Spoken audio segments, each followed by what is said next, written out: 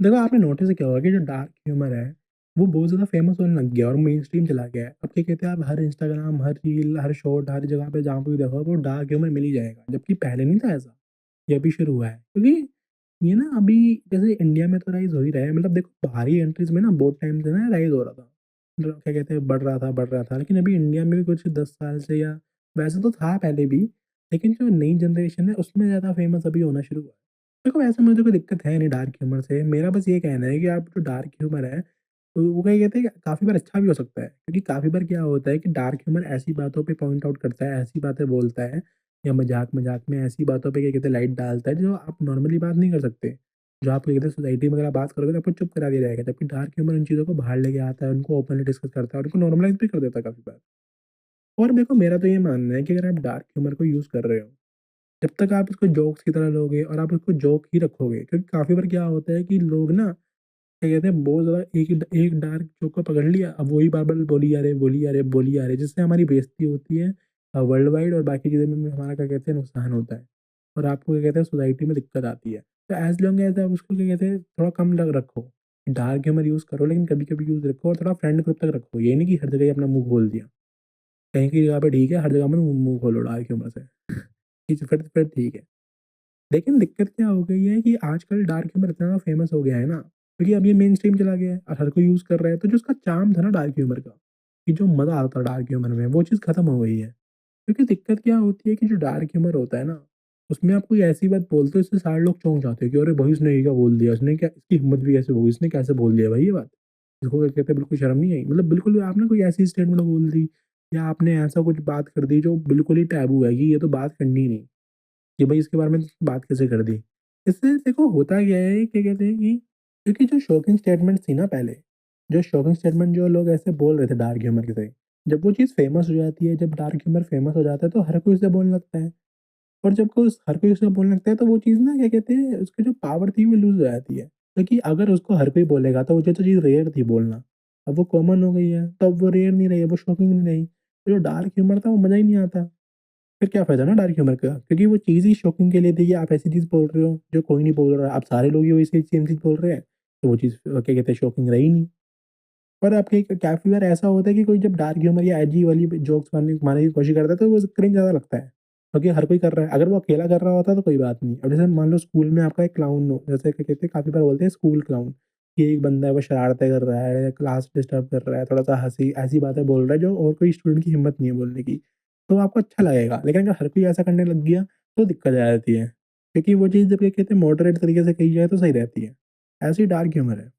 और देखो होता क्या है कि जब एक बार ना डार्क ह्यूमर जो जोक वाले होते हैं ना, डार्क जोक्स होते हैं, जब ये फेमस होने जाते हैं, तो होता क्या है कि जैसे मैंने बताया ना कि जो उसकी जो वो थी, जो शॉक वैल्यू थी वो खत्म हो गई।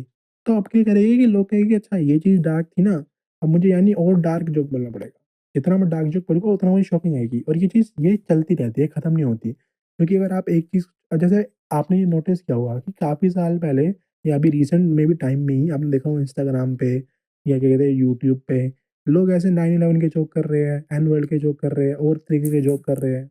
लेकिन क्या कहते हैं लोग पहले इसको बिल्कुल ऐसे शॉकिंग रिएक्शन आता था, लोग ऐसे रिप्लाई में लिख रहे हैं कि भाई तू क्या लिख रहा है? तुझे शर्म नहीं आती ये सब। अब नोटिस भी नहीं करता भाई। लोग तो और वो हो जाते हैं कि अरे इसके नीचे ये वाला जोक क्यों नहीं है?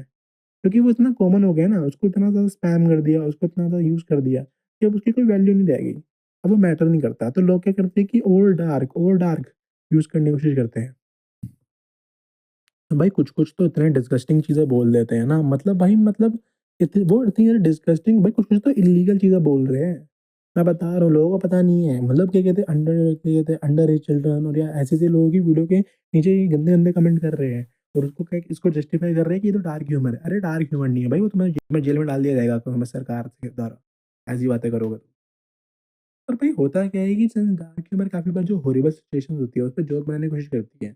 और तो ना वो जो डार्क जो चीज़ थी ना, जो असल में इम्पोर्टेंट चीज़ थी, जब आप उसको इतना ज़्यादा कर दोगे ना, तो लोगों को लगता है ये तो नॉर्मल ही है। अब जैसे एप्स्टीन फाइल्स रिलीज़ हुई, अगर ये 20 साल पहले रिलीज़ हुई होती, इतना दंगे होते, इतना ये होता, इतना लोग गुस्सा करते, लेकिन अभी इतना कुछ हुआ नहीं। क्योंकि लोग अब यूज़्ड टू हो गए कि हाँ, ऐसा तो होता ही होगा।